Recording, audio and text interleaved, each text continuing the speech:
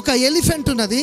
Now there's an elephant there. Elephant చాలా పెద్దది, మీకు తెలుసుగా, బలంగా ఉంటది. You know elephant is big and strong. దాని ముందుకు ఒక లయన్ వచ్చింది. A lion came before it. ఈ రెండు కూడా అడవిలో ఒకదాన్ని ఒకటి ఫేస్ చేసినాయి. They both faced each other. అయితే ఇప్పుడు గమనించండి, ప్రయత్నించండి. Now listen. ఈ యొక్క ఏనుగు ఎట్లుంటదండి? How big is the elephant? బలంగా ఉంటది. Okay, It is strong. ఇప్పుడు చూడండి. Now see. ఈ యొక్క ఎనిమికి ఏమని వచ్చిందంటే, Now this enemy, వాము లయన్ నా ముందుకు వచ్చింది, the lion has come before me. ఇది నా మీద పడి నన్ను చంపేస్తదేమో, It may kill me. నన్ను తినేస్తదేమో. It may eat me up. ఇంత పెద్దగా ఉండేది అట్లా ఆలోచించవచ్చు అసలు? Such a big elephant, can it think like that? ఇట్లా ఆలోచించడం ప్రారంభించింది. It started thinking this way. కానీ లయన్ దానికంటే చిన్నగా ఉండి కూడా ఎలిఫెంట్ అని చూడగానే ఇట్లా ఆలోచించింది.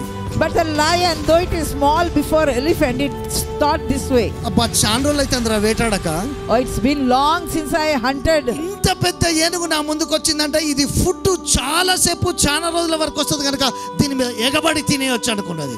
It thought, array, such a big elephant came, it's been long, let me fall upon it, eat it, for many days I can eat. దాని ఆలోచన వేరు, దీని ఆలోచన వేరు. Look at the way the both animals thought in different ways. దాని body frame వేరు, దీని body frame వేరు. The body frame of elephant is different from the body frame of a ఇది lion. చిన్న ఫ్రేమ్ ఉండి కూడా గ్రేట్ గా ఆలోచించింది, నిన్ను చంపేస్తా అని. Though this is small in frame, it thought that I will kill you.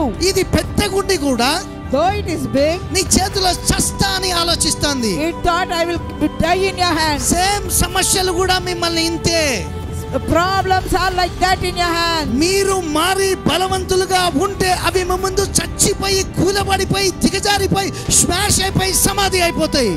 If you can think big about it, you can just smash it and destroy them yourself. చాతగాక పాటలు రాసి ఏడుచుకుంటా పెబొప్పలు పెడితే దానివల్ల నథింగ్, ఏం యూజ్ ఉండదు.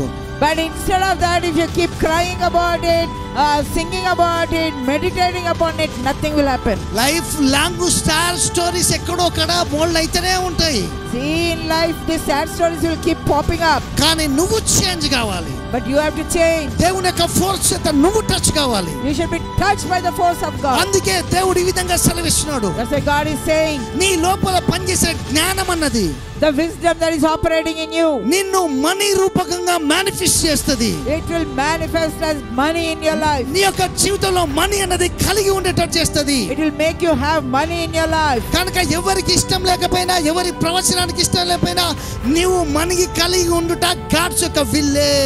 Whether you like it or not, it is God's will for you to have money in your life.